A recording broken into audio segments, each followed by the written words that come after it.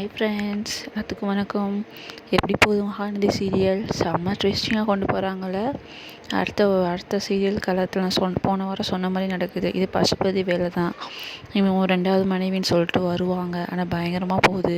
இன்றைக்கி மகாநதி புறமாக பார்த்தீங்கன்னா ஃபுல்லாக ரெண்டாவது மனைவி சொல்லிட்டு சொத்துக்காக வருவாங்க. அதுவும் அந்த வீட்டுக்காக தான்.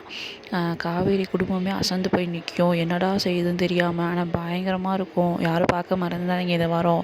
டிஆர்பி ரேட்டு ஃபுல்லாக ஆகும். நெக்ஸ்ட் வீக்கு வந்து இந்த பொம்பளை யாருன்னு சொல்லி கண்டுபிடிப்பாங்க. இந்த பொம்பளையோட பையனும் வந்து சேர்ந்து வந்து வீட்டுக்காக சொத்தை எழுதி வாங்கிட்டு போவாங்க. அதுதான் ஃப்ரெண்ட்ஸ் நீ வேறு ஃபுல்லாக கதை. யாரும் பார்க்க மறந்துடாதீங்க. காவேரி ரொம்ப ஷாக் ஆகிட்டா.